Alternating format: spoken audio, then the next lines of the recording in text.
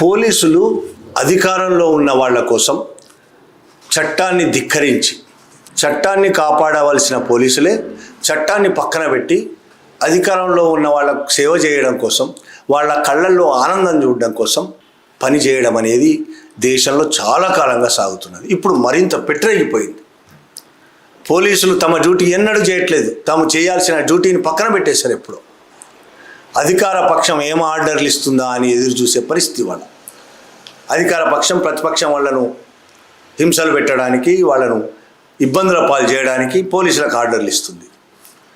లేదు పాలకులకు వ్యతిరేకంగా ప్రజలు తిరుగుబాటు వచ్చినప్పుడు ఆ తిరుగుబాటును అణిచేయడానికి, ప్రజలను రకరకాల పద్ధతుల్లో హింసలు పెట్టడానికి, వాళ్ళని అక్రమ కేసులు పెట్టి జైళ్ళ పాలు చేయడానికి పోలీసులు పనికొస్తారు. వాళ్ళకి పోలీసులు దానికోసం తప్ప చట్టాలు కాపాడడానికి, ప్రజలను కాపాడడానికి ఏ పని చేయటం లేదు.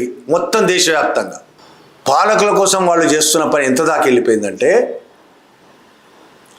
చట్టాన్ని పక్కన పెట్టేసి చట్టాన్ని తుంగలో తక్కేసి అధికార పక్షం నాయకుల కోసం చేస్తున్న పని రెండు రాష్ట్రాల పోలీసుల మధ్యనే ఘర్షణ రేకెత్తించి దాకా వెళ్ళిపోయింది.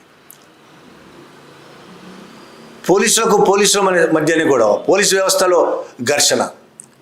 ఇంత దారుణమైన పరిస్థితి ఎందుకు వచ్చింది ఇవాళ?